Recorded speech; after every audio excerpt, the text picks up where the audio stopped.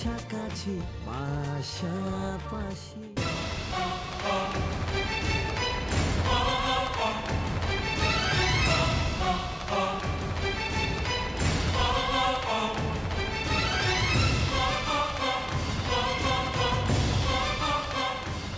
Party থেকে তো চলে এলো ক্লিনিকে যাবে বলে, এখন এখানে করছেটা কি?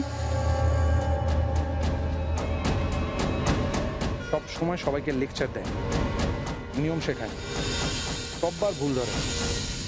আর এখন দেখো গোটা ফ্যামিলিকে মিথ্যে কথা বলে এত রাত্রিবেলা কফি শপে কফি খেতে ব্যস্ত। বাড়ি ফিরুক, এবার আমিও দেখছি।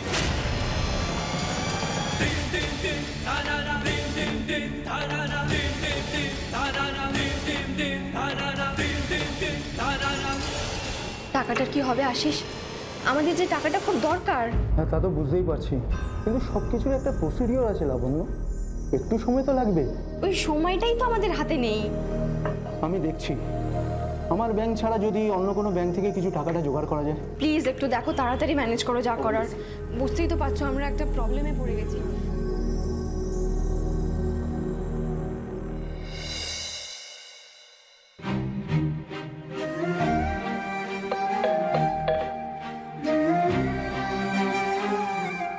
হাই, তোমার সাথে একটু ইম্পর্টেন্ট কথা ছিল। আমার তোমার সঙ্গে কোনো ইম্পর্টেন্ট কথা নেই তো।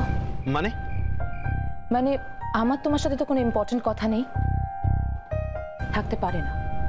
এসব কি বলছো কি তুমি? আমি তো কিছু কি বলছি তুমি সেটা বুঝতে পারছো না? এনিওয়েজ, তুমি যে এখানে এসেছো সেটা নিশ্চয়ই তোমার ভাই জানে। হঠাৎ তুমি এভাবে কেন কথা বলছো? শোনো, ন্যাকামো করো না। দিভাই আমাকে সমস্ত কথা বলে দিয়েছে। শোনান, ট্যান্ডনের বোন শ্রদ্ধা দুদিন বাদে ইন্ডিয়া আসছে, বাইরে থাকতো আর কি। তো তুই ওকে মিট করবি দুদিন বাদে। বলছো কি ভাই? ট্যান্ডনের বোনের সাথে আমি মিট করব, কিন্তু কেন? কেন মানে? প্রবলেমটা কোথায়? দেখ, ট্যান্ডন নিজের বোনের জন্য ভালো একজন পাত্র খুঁজছে, আর আমি আমার ভাইয়ের জন্য বেস্ট পাত্রে খুঁজছি। তো আমার মনে হয় শ্রদ্ধা তোর জন্য ভালো হবে। ইনফ্যাক্ট ওর থেকে ভালো মেয়ে বোধহয় হবে না কেউ আর। তো মিট কর না, মিট করতে তো কোনো প্রবলেম নেই। প্রবলেমটা কোথায়? কিন্তু ভাই দেখা করে হবেটা কি? আমি বলছিলাম যে আমি যখন একবার বলে দিয়েছি তার মানে বলে দিয়েছি। তুই দেখা করছিস, দ্যাটস ফাইনাল। একবার দেখা কর, দেখা করতে তো কোনো অসুবিধা নেই, তোকে তো বিয়ে করতে বলছি না।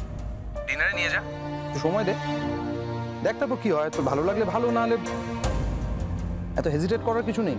কিন্তু ভাই আমি কিন্তু জানি তুই কেন এত আপত্তি করছিস। ওই চিত্রা তোর জন্য ঠিক মেয়ে নয়।